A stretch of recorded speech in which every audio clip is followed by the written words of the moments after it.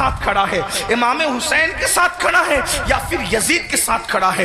بڑی معذرت کے ساتھ اگر برا لگے تو معاف کرنا، کڑے پہننے کا نام حسینیت نہیں ہے، ڈورے ہاتھوں میں باندھنے کا نام حسینیت نہیں ہے، رنگ برنگی کپڑوں پہننے کا نام حسینیت نہیں ہے، 10 دن کے محرمی بننے کا نام حسینیت نہیں ہے۔ حسینیت کیا ہے؟ حسینیت یہ ہے اگر دین کے تحفظ کے لیے گھر لٹانا پڑے تو گھر لٹا دو، اولاد لٹانا پڑے تو اولاد لٹا دو، حتیٰ کہ جان بھی قربان کرنا پڑے تو جان بھی قربان کر کے بتا دو جان اہم نہیں ہے، اللہ کا دین ہے۔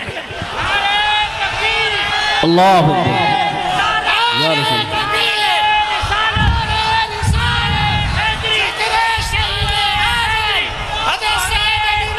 بڑی معذرت کے ساتھ کچھ لوگوں نے حسینیت کو بہت سستا کر دیا۔ اگر ڈوڑے کڑے اور کلر کے کپڑوں کا نام حسینیت ہوتا یا چند محفلوں کا نام حسینیت ہوتا پھر تو پوری دنیا حسینیت کی طرف آ جاتی۔ حسینیت اتنی آسان تو نہیں ہے نا۔ اس دور میں بھی 22,000 کا لشکر الگ کھڑا ہے اور 72 نفوس الگ کھڑے ہیں۔ اس سے پتا چلا حسینیت آسان نہیں ہے۔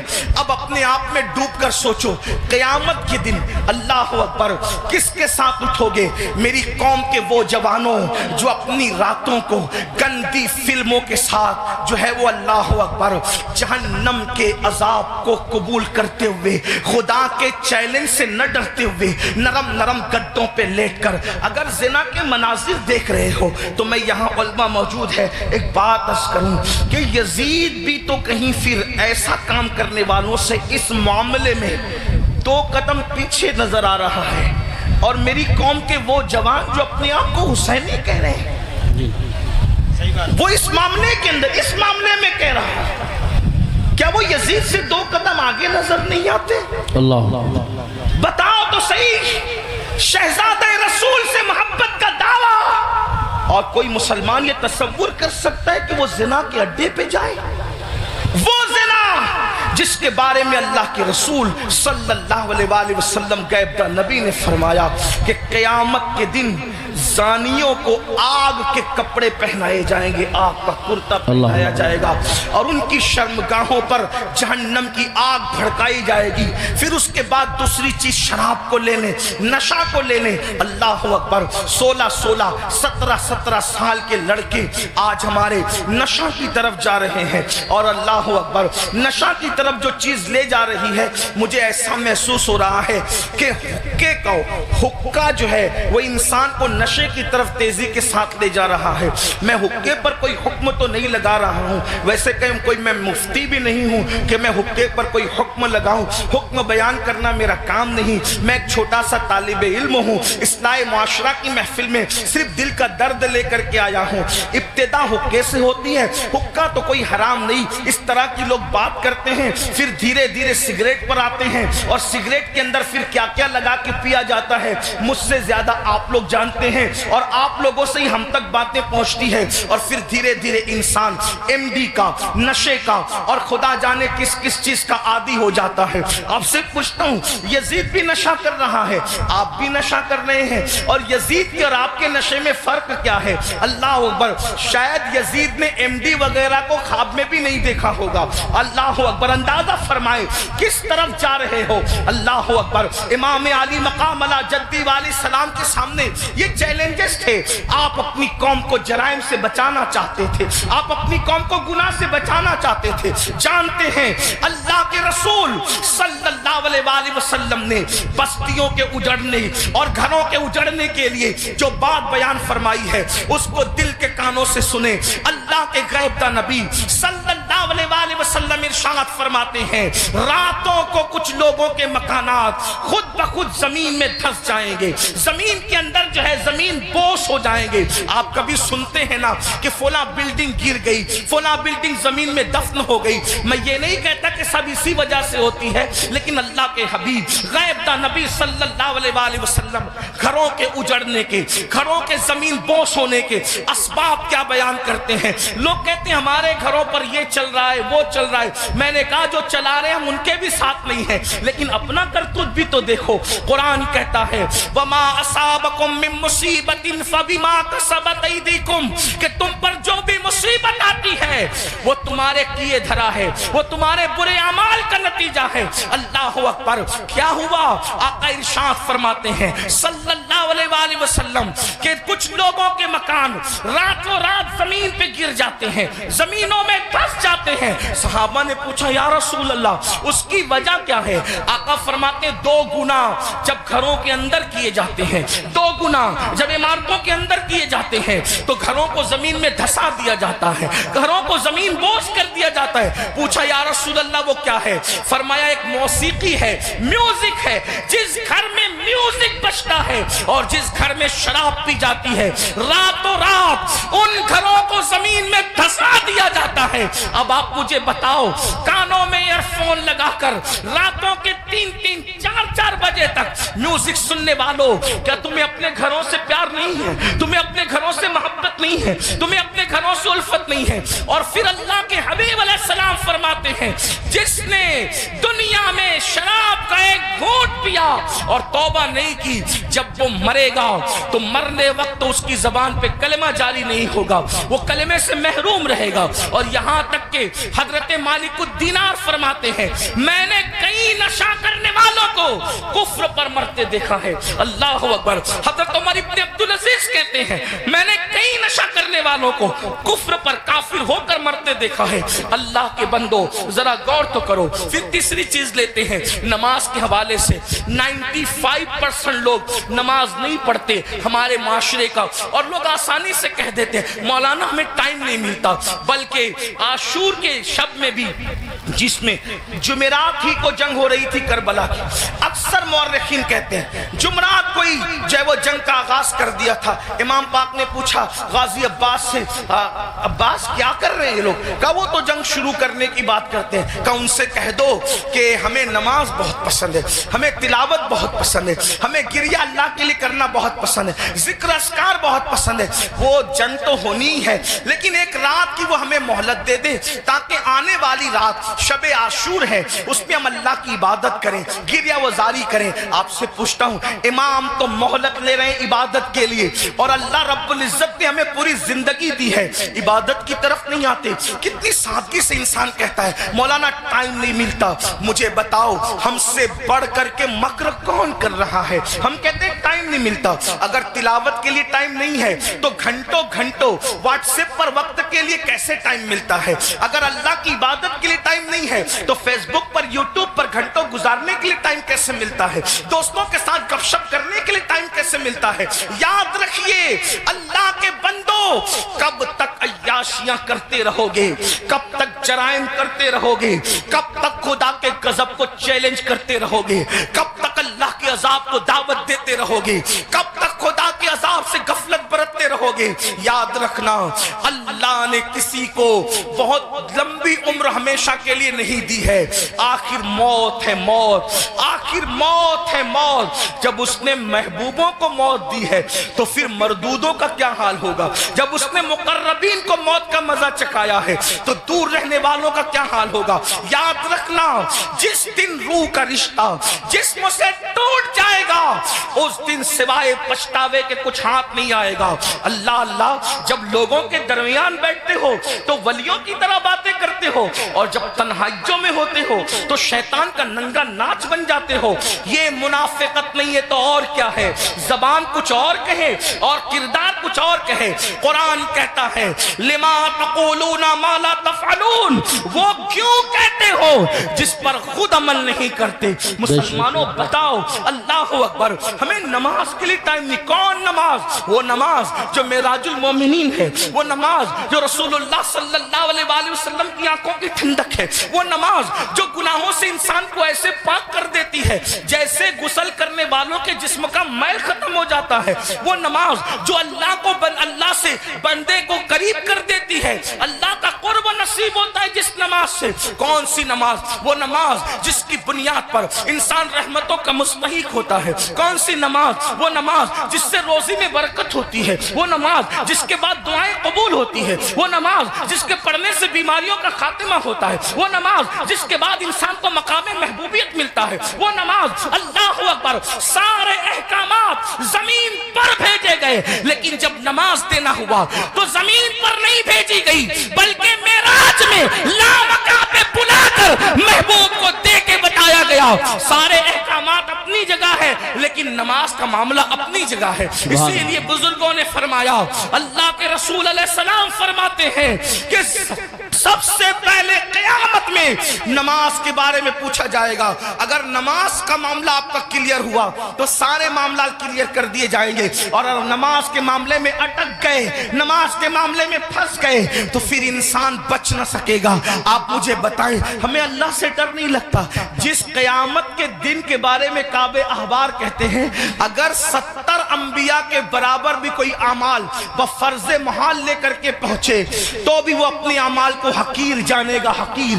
آپ سے پوچھتا ہوں کیوں وقت نہیں نکالتے؟ اب آئیے آپ سے پوچھوں، امام تو سجدے کی، امام تو اللہ اکبر شہادت کے وقت بھی سجدہ کرتے ہیں، کتنا دردناک وقت ہوگا اللہ اللہ جب انسان کا ایکسیڈنٹ ہوتا ہے اور وہ موت کو قریب دیکھتا ہے تو انسان اپنی جان کی فکر کرتا ہے، مگر قربان میرے امام شہید کربلا نے جب آخری وقت آیا تو بھی اپنے سر کو سجدے میں رکھا، اور سر سجدے میں رکھ کر کے بتا دیا اوروں کو جان سے محبت ہے، لیکن علی کے بیٹے کو اپنی جان سے زیادہ سجدے سے محبت ہے۔ آپ بتائیں تو صحیح۔ اور اسی نماز سے ہم دور ہیں، عاشور میں بھی نماز دور کرتے، عاشور میں بھی نماز سے دور رہتے ہیں۔ آئیے اب اس اپنی گفتگو کو اینڈ کی طرف لے جاتے ہوئے آپ سے پوچھوں، اگر قیامت کے دن، توجہ کرنا ان جملوں پر، اگر قیامت کے دن فہرست بنی زانیوں کی کہ زانی ایک ساتھ کھڑے رہیں، توجہ آپ، زانیوں کی فہرست بنی کہ زانی ایک ساتھ کھڑے رہیں گے، تو جس گروپ میں یزید ہوگا اسی گروپ میں زنا کرنے والے بھی تو ہوں گے نا۔ دنیا کے اندر بڑی بڑی باتیں ہانکنا آسان ہے، محشر آپ کی مرضی اور میری مرضی سے نہیں ہوگا۔ محشر کو محشر کہتے اس لیے ہیں کہ وہاں بڑے بڑے مقربین بھی نفسی نفسی کہیں گے۔ تھوڑا کسی کے دل کی فریاد دل کے کانوں سے سنو، میری قوم کے جوانوں جہنم کا ایندھن بننے نہیں آئے ہو، میری قوم کے جوانوں اللہ کو ناراض کرنے نہیں آئے ہو، امام علی مقام سے جان سے زیادہ محبت کرنے والے میرے سنیوں، آپ سے پوچھتا ہوں تھوڑا غور کرنا، ایمان والے دل پہ ہاتھ رکھ کر سوچنا، زانیوں کی فہرست بنے گی کہ سارے زانی ایک ساتھ کھڑے رہیں، تو بتاؤ جہاں یزید ہوگا وہاں زانی لوگ ہوں گے کہ نہیں ہوں گے؟ اور نگاہوں کی پاکیزہ، نگاہوں کو پاکیزہ رکھنے والوں کی فہرست بنے گی کہ جو نگاہوں کو نیچا رکھتے تھے، عورتوں کو پاپ کی نظر سے نہیں دیکھتے تھے، جن کی نگاہوں میں تقدس تھا وہ سب ایک طرف کھڑے رہیں۔ تو بتاؤ اللہ اکبر، نگاہوں کو تحفظ دینے والے امام حسین کے ساتھ کھڑے ہوں گے اور زنا کرنے والے یزید کے ساتھ کھڑے ہوں گے۔ اگر قیامت میں ایسا ہو گیا، اگر ہو گیا کہ بے نمازی ایک ساتھ رہیں اور نمازوں کی پابندی کرنے والے ایک ساتھ کھڑے رہیں، تو بتاؤ یزید کے ساتھ کھڑے ہوں گے کہ نہیں ہوں گے بے نمازی؟ اور جو نمازوں کو تحفظ دیتے تھے وہ اس شہید کے ساتھ کھڑے ہوں گے کہ نہیں ہوں گے جس نے سر کو سجدے میں قربان کیا ہے؟ سر سجدے میں قربان کیا ہے۔ اللہ اللہ کسی نے کہا تھا ہو سکے تو لائیے دونوں جہاں میزان میں نے ایک سجدہ زمین کربلا سے لے لیا۔ اللہ اکبر۔ بتاؤ مسلمانوں، تو پتا چلا یہ نظریات کی جنگ ہے، یہ نظریات کی جنگ ہے۔ آپ سے پوچھوں، جنگ میں جب انسان جاتا ہے، جنگ میں جب انسان جاتا ہے فوج لے کر جاتا ہے، بہن لے کر نہیں جاتا۔ جنگ میں انسان جاتا ہے فوج لے کر جاتا ہے، بیویاں لے کر نہیں جاتا۔ جنگ میں انسان جاتا ہے اللہ اکبر فوج لے کر جاتا ہے، سوتیلے بھائی لے کر نہیں جاتا۔ جنگ میں انسان جاتا ہے 6 مہینے کا بچہ لے کر نہیں جاتا۔ امام آپ جنگ میں بھی جا رہے ہیں، اور کچھ لوگ تو یہ کہتے ہیں کہ چلو اتفاقی حادثہ ہو گیا۔ اتفاقی حادثہ آپ کے مورخین کے لوگوں کے لیے کہنے کو ہے، ورنہ رسول اللہ کے گھر کا بچہ بچہ جانتا تھا۔ آقا نے اتنی تفصیل سے کربلا بیان کی تھی۔ ابن عباس کہتے ہیں کہ نبی کے گھر کے بچے بچے کو پتا تھا کہ حسین میں میدان کربلا میں کھڑے جو وہ شہید ہوں گے جنگ صفین کے موقع پر، مولا کائنات جب کربلا کے قریب سے گزرے تو روئے، فرمایا یہاں حسین کے اونٹ بیٹھیں گے، یہاں ان کے کجاوے رکھے جائیں گے. یعنی کتنی تفصیل معلوم تھی خاندان رسول کو کہ اونٹ کہاں بیٹھیں گے وہ بھی پتا ہے، خیمے کہاں لگیں گے وہ بھی پتا ہے، کجاوے کہاں رکھے جائیں گے وہ بھی پتا ہے. آپ کہتے ہیں حادثہ ہو گیا، لیکن یہ حقائق ہے، سچائی ہے. امام آپ جنگ کے لیے جا رہے ہیں لیکن بیویاں لے جا رہے ہیں، جنگ کے لیے جا رہے ہیں، بہنیں لے جا رہے ہیں، جنگ کے لیے جا رہے ہیں، بیٹیاں لے جا رہے ہیں، جنگ کے لیے جا رہے ہیں، بچے لے جا رہے ہیں، جنگ کے لیے جا رہے ہیں، سوتیلے بھائی لے جا رہے ہیں. ایسا کیوں؟ امام گویا کے بتائیں گے یہ تلواروں کے ٹکرانے کی جنگ نہیں بلکہ یہ کردار کی جنگ ہے، یہ نظریات کی جنگ ہے. ایک طرف یزید سوتیلی ماں کو باپ کی نظر سے دیکھ رہا ہے تو ہم میدان میں بتائیں گے کہ سوتیلے رشتے کا تقدس کیا ہے. آپ دیکھیں پوری دنیا کے اندر سوتیلا رشتہ ہمیشہ مشکوک رہا ہے. آپ توجہ کریں، سوتیلا رشتہ ہمیشہ مشکوک رہا ہے. آپ نہیں دیکھتے سوتیلے رشتے کا مطلب قرآن کی تفاسیر اٹھا کر کے دیکھیں، ابن عباس سے لے کر صاحب نعیمی تک سوتیلے رشتے کا مطلب کیا؟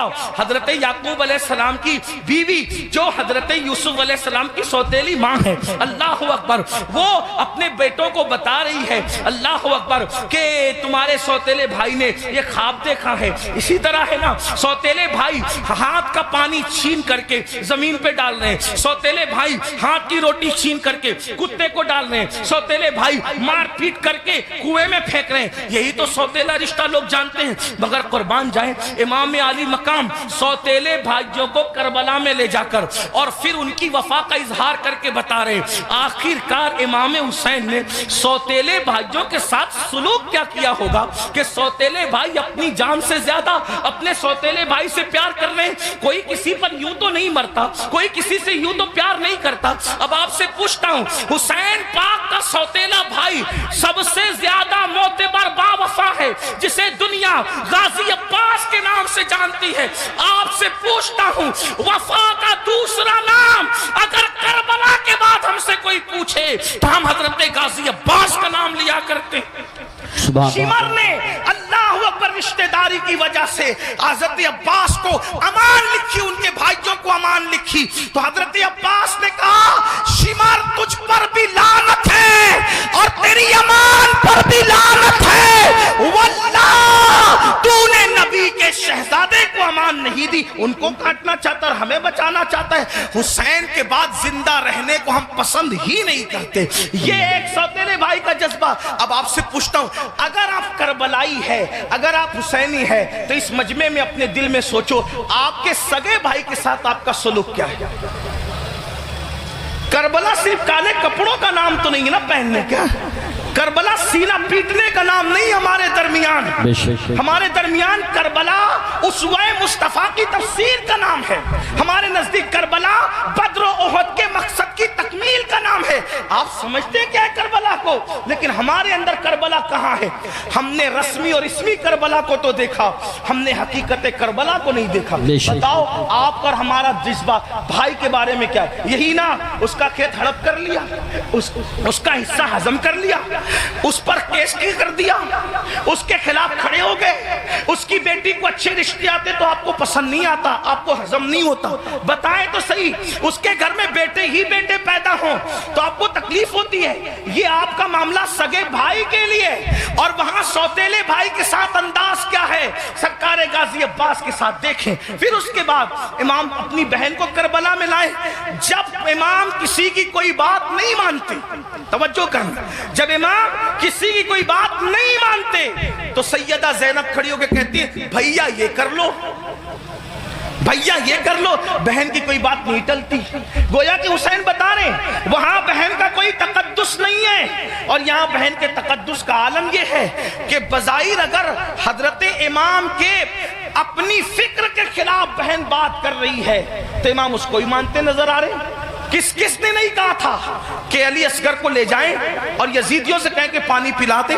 امام نے سب کو منع کیا، لیکن جب بہن آئی اور بہن نے کہا میرے لیے چلے جائیں، میں کہہ رہی ہوں آپ چلے جائیں، تو مورخین لکھ رہے ہیں بہن کی بات مان کر امام یزیدیوں کی طرف جاتے ہوئے نظر آتے ہیں۔ حالانکہ یہ امام پاک رضی اللہ تبارک و تعالیٰ کی شان ہے کہ یزیدیوں کے ہاتھوں سے ان کے شہزادہ والا تبار نے پانی نوش نہیں فرمایا، وہ تو شہید ہو گئے۔ لیکن آپ سے پوچھتا ہوں بہن کے بارے میں امام علی مقام کا حال یہ، بیویوں کی موجودگی میں قیادت کا جھنڈا خاندان نبوت کا کسی کے ہاتھ میں دیتے ہیں، بیٹیوں کی اور بیویوں کی موجودگی میں اس کو بہن کہتے ہیں۔ بتاؤ امام تو بہن سے اتنا پیار کرتے ہیں، ہمارا اور آپ کا بہنوں کے ساتھ کیا تعلق ہے؟ ہمارا اور آپ کا بہنوں کے ساتھ کیا رشتہ ہے؟ آپ بتائیں مجھے، اگر بہن گھر آ جائیں 4 بچوں کو لے کر تو بھائی اور بھابھی بات کرتے ہیں، کھلائیں گے کہاں سے؟ حیرت کی بات یہ ہے جس قوم کی سوچ فکر حسین سے اس قدر گر جائیں، پھر کیا اس قوم کے لیے یہ نہ کہا جائے کہ وہ نام کے لیے تو حسینی بنی ہے لیکن افکار کے اعتبار سے وہ کہیں نہ کہیں یزیدیت کا شکار ہے۔ میرے آقا صلی اللہ علیہ وآلہ وسلم کے دیوانوں، جانتے ہیں بہن کا مقام کیا ہے، بہن کا مرتبہ کیا ہے؟ اور یہ اللہ کے رسول علیہ السلام سے سیکھا۔ آقا نے